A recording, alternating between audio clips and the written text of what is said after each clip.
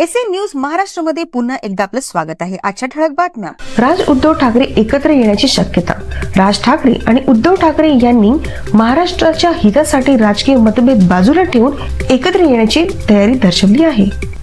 10वी व 12वी विद्यार्थ्यांसाठी अभिक्षमता चाचण्या पुन्हा सुरू। 7 वर्षांनंतर महाराष्ट्रात 10वी आणि 12वी विद्यार्थ्यांसाठी अभिक्षमता चाचण्या पुन्हा सुरू करण्यात आल्या आहेत। विद्यार्थ्यांनी 25 एप्रिल पूर्वी maa.ac.in वर नोंदणी करावी।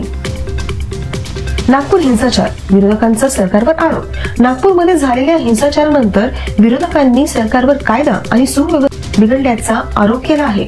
मुख्यमंत्री फडणवीस यांनी ही घटना पुनर्नियोजित असल्याचे म्हटले आहे।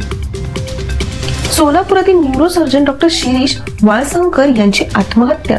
सोलापुरातील प्रसिद्ध न्यूरोसर्जन डॉक्टर शिरीष वाळसंकर यांनी आत्महत्या केली आहे। पोलिसांचा तपास सुरू आहे। एसएससी आणि एचएससी निकाल जून मध्ये जाहीर होणार। महाराष्ट्र राज्य माध्यमिक आणि उच्च माध्यमिक शिक्षण मंडळाने 10वी आणि 12वीचे निकाल जून 2025 मध्ये जाहीर करण्याची घोषणा केली आहे। मुंबईत उष्णतेची लाट कायम। मुंबईसह राज्यातील अनेक भागात उष्णतेची लाट सुरू असून नागरिकांनी आवश्यक खबरदारी घेण्याचे आवाहन करण्यात आले आहे। गोमनी येथे शासकीय योजनांची जत्रा। गोमनी येथे 20 एप्रिल रोजी शासकीय योजनांची जत्रा आणि महाराजस्व अभियानाचे आयोजन करण्यात आले आहे।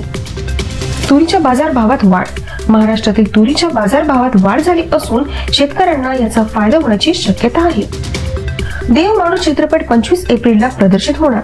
महेश मांजरेकर, रेणुका शहाणे आणि सुबोध भावे यांच्या प्रमुख भूमिका असलेल्या देव माणूस या मराठी चित्रपटाचा प्रीमियर 25 एप्रिल 2025 रोजी होणार आहे। फुले चित्रपटाची रिलीज पुढे ढकलली। फुले या चित्रपटाची रिलीज 25 एप्रिल 2025 रोजी करण्यात आली आहे।